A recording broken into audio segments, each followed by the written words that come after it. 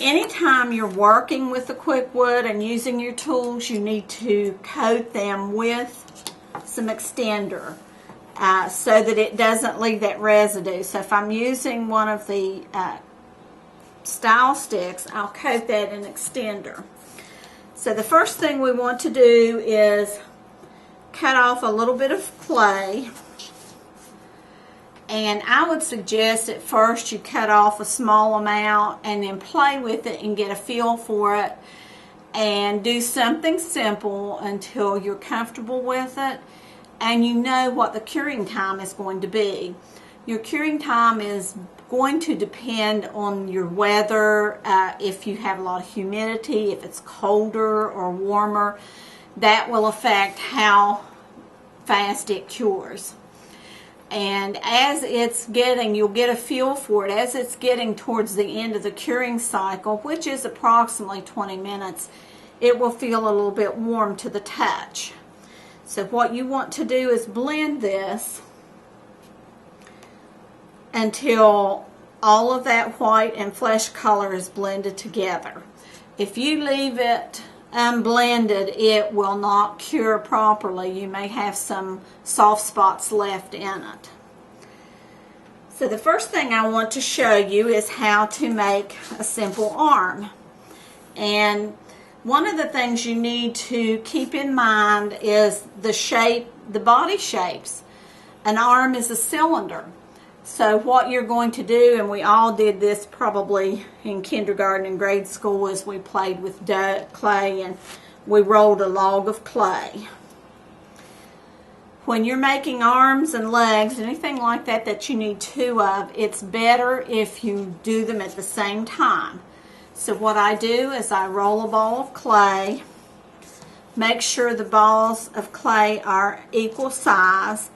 And if you pick them up in both hands, you'll get a feel for it. You'll be able to tell if one's larger than the other.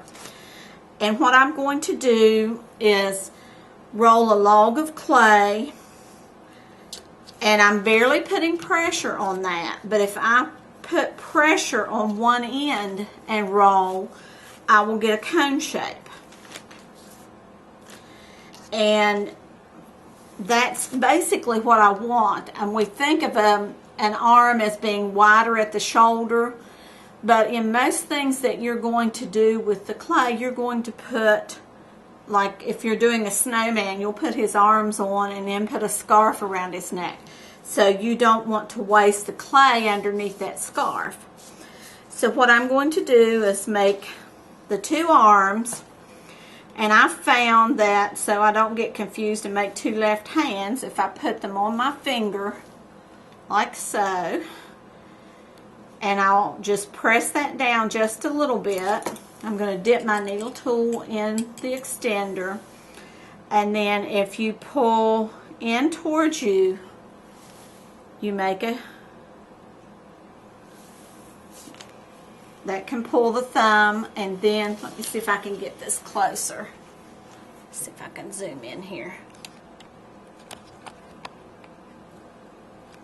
There we go. So I have a left and a right, and I can, if this is going to be a little snowman for instance, I can just pull a little line across there, and that may be his coat. Or if you want to make mittens on there, you make another line using the needle tool, and then you can go the opposite direction to make a little cuff on a mitten. I think you can see that.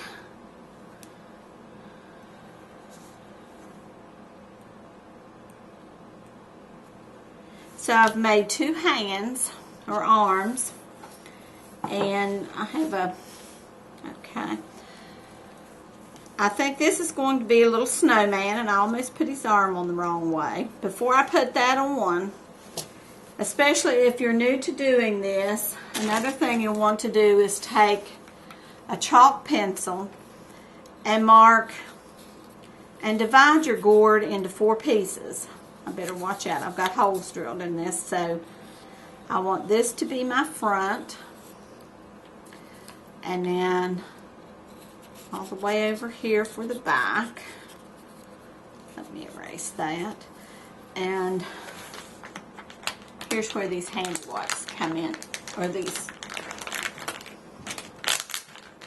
just these little travel packs. I've got the wrong line there. So I'll mark into fourths. So that gives me placement for my front, my back, and my arms. And so I'm going to press the arms in place. Oops, got him on the wrong side again. And this way you can shape if you want it to hold something.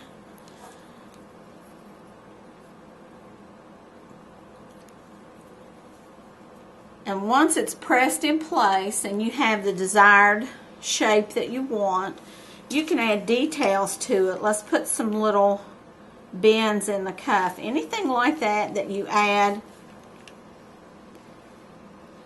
makes it a little bit more realistic looking. If you, say for instance, you want him to hold something in that hand, you'll want to leave that out in that shape.